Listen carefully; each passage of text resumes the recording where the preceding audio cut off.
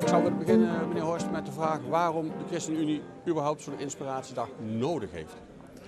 Nou, nodig hebben ze het niet. In die zin van dat het slecht gaat en we moeten met z'n allen geïnspireerd worden. Dat is niet zo.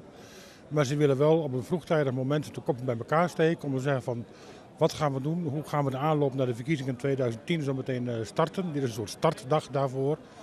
Maar ook weer om mensen enthousiast te maken straks ook op die lijst te gaan staan. Is dat nodig, dat laatste? Om op de lijst te gaan staan? Nou ja, kijk, iedere partij, de ChristenUnie niet anders, zoekt natuurlijk kandidaten. U heeft zelf ook een sessie gedaan. Ja. Waar ging die over? Die ging over succes in de raad, resultaat in de raad moet ik eigenlijk zeggen. Met andere woorden, dat ging er dan over, nou, hoe profileer je nou, hoe breng je je boodschap over?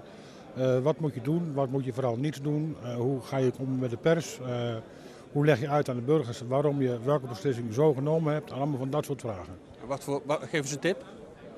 Nou ja, wij hadden natuurlijk een heel mooi tip, want we hebben in 2008, dus 2 jaar na de verkiezingen en 2 jaar voor de verkiezingen, zijn we op de markt gaan staan met die mooie folder om verantwoording af te leggen aan de burger van wat we gedaan hebben met hun stem en de komende 2 jaar nog willen gaan doen. Dat is veel effectiever dan dat je in de tijd van de verkiezingen met 7 andere fracties tussen de bloemkool op de markt staat, in plaats van nu alleen. Dus dat is een tip. En wat voor tip geeft u dan in het omgaan met de pers? Nooit het achterste van je tong laten zien?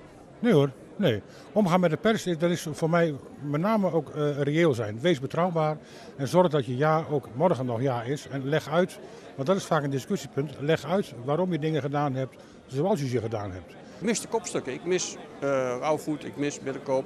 En straks aan het eind van de middag komt er André Rauwvoet nog hier als partijleider van de ChristenUnie om zijn toespraak hier te houden. En het leuke is aan die toespraak mag ik hem toch namens de fractie, onze eigen fractie van Nijkerk, een eerste penning aanbieden van de gemeente Nijkerk.